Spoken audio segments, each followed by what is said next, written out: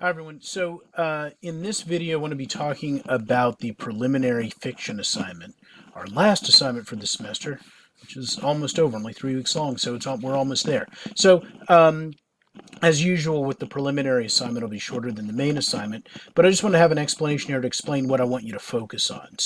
As it says here, for the preliminary fiction assignment, you will need to write a story of at least 350 words in which a character goes on a journey and learns something. And see that that's similar to the stories that we've looked at, from The Flowers to I'm a Mad Dog Biting Myself for Sympathy to The Lesson. You can see in all those instances the character kind of goes on a journey. It's not like they took a train or a plane trip or something like that. In A Mad Dog Biting Myself for Sympathy, he does go on a bit of a car ride or something.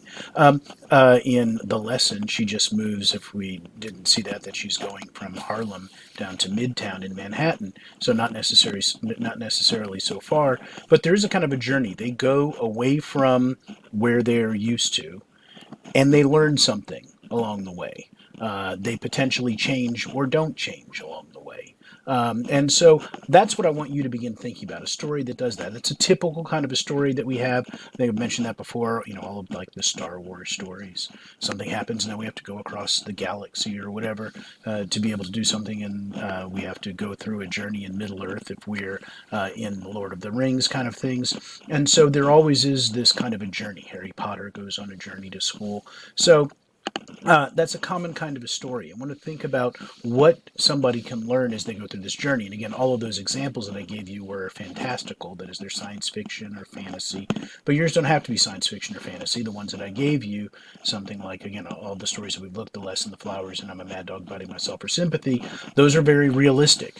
Sometimes people are doing some crazy things, such as in I'm a Mad Dog Biting Myself for Sympathy, but that's still something that definitely could happen.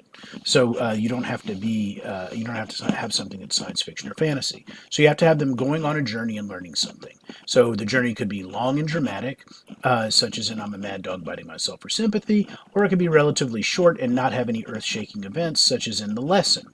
It could be as simple as a young child walking to the corner store alone or spending the night at a friend's house for the first time. That's kind of a journey for somebody. And for the right person, that's a big journey to go away from their house, to leave their home where they're comfortable, and just go to the store or go spend the night away. That's a big thing for somebody. And for the right person, that's one of the things you have to think about. Do we have the right person who's doing that? That's one of the things I want you to get at in the discussion boards for The Lesson and I'm a Mad Dog Biting Myself for Sympathy. So I say, and even though most of the examples I've given you, right? So I've given you a lot of those, except for I'm a Mad Dog Biting Myself for Sympathy isn't. Your stories can be about people of any age. You could write about a woman going on a journey to climb Mount Everest. That's a big thing, obviously.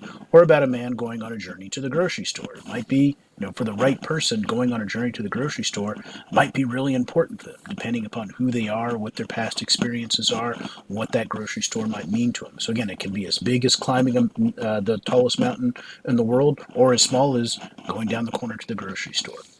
And again, it can be a person of any age. In order for the journey to be meaningful, we have to understand something about who the character is. So, in The Flowers, Walker tells us that Mayap is innocent, which means that when she stumbles onto the skeleton, we can see her losing her innocence. That is, she believes that the world is so happy and wonderful, but then she steps in the skeleton and that changes her. And so there's something that she brings to this story that helps us understand where she's going to go. She has to come in as an innocent person for this to mean something. As somebody already believes, already knows that these kinds of terrible things can happen in the world, then stumbling upon that skeleton isn't going to mean that much to them.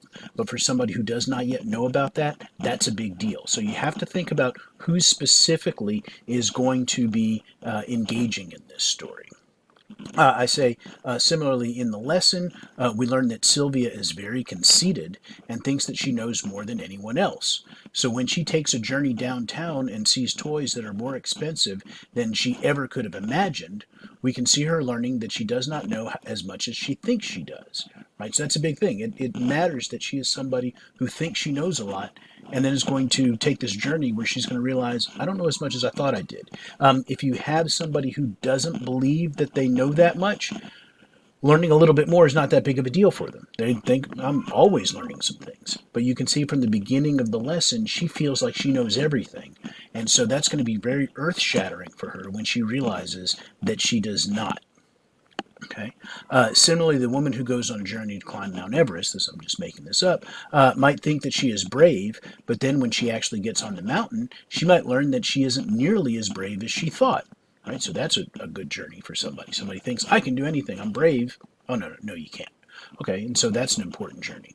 Or the man journeying to the grocery store might think that he is a compassionate person, but when he refuses to give money to a homeless man outside the grocery store, he might later realize that he isn't as compassionate as he thought.